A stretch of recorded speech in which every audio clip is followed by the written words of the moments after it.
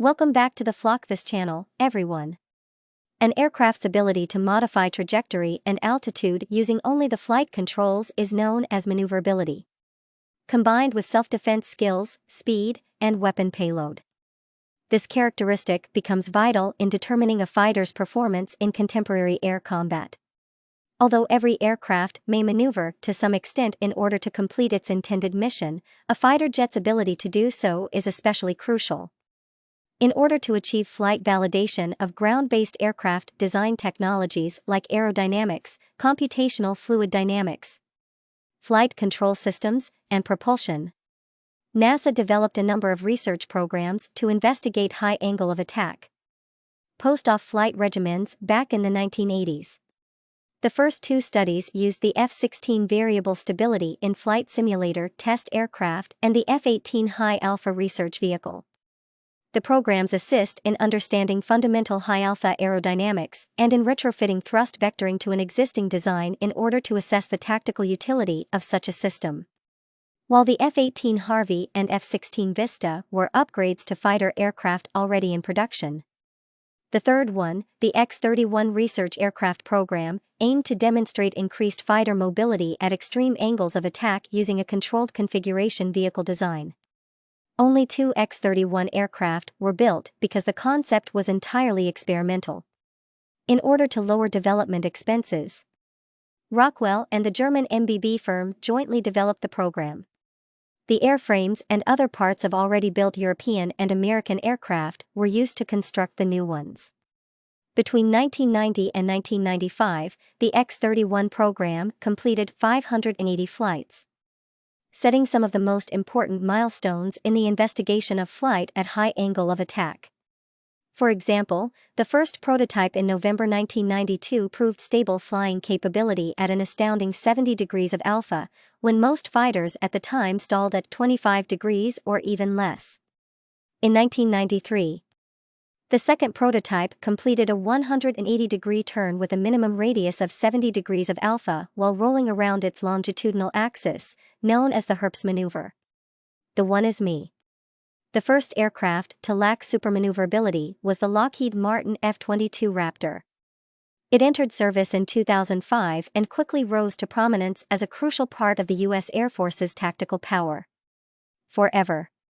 Raptor is the world's permanent air dominance fighter thanks to its exceptional blend of stealth skills, supercruise, exceptional agility, and superior situational awareness. The aircraft is equipped with deadly, far-reaching air-to-air and air-to-ground armament. Because of its nozzle's ability to rotate between -20 and +20 degrees with regard to its longitudinal axis, the aircraft can undertake extremely difficult maneuvers during a dogfight engagement, exceeding any potential adversary aircraft.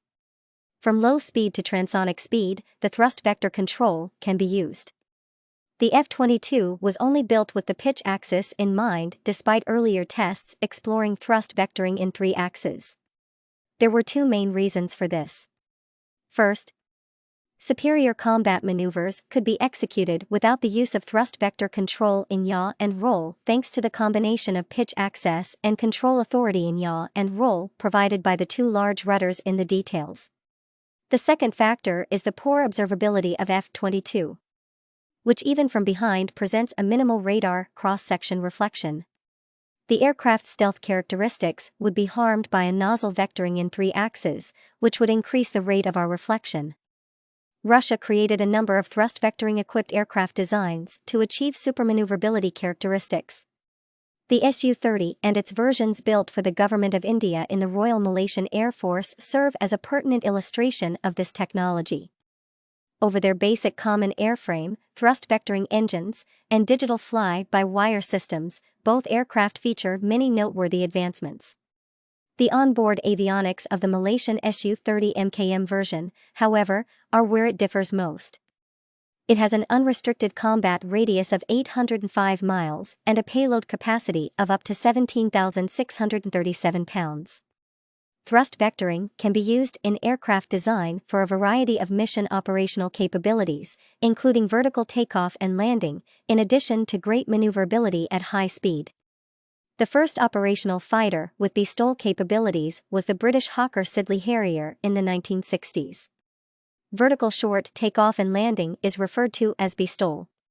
The 4 nozzles, 2 on each side, of the Harrier's distinctive design are capable of swiveling up to 90 degrees downward, giving the aircraft vertical thrust for takeoff and landing. As in a regular jet aircraft, the nozzles would be pointed rearwards during flight, sending the engine thrust that way. The initial area design was functioning despite undergoing numerous revisions throughout the years. Using its V to its advantage, it stole in several nations. Characteristics. Another example of how thrust vectoring is used in V-STOL operations is the Singer 45B.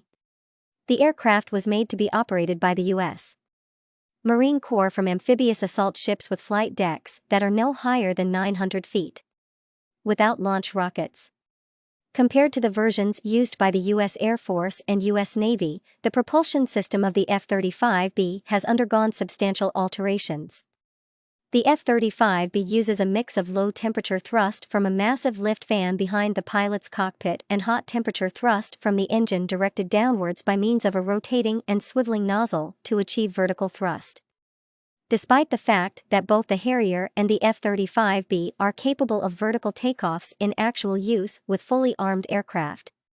Since a vertical takeoff at maximum takeoff weight requires an excessive amount of power and fuel, it is preferable to a short takeoff because it does not significantly reduce the aircraft's operational range. It extends beyond just flying machines.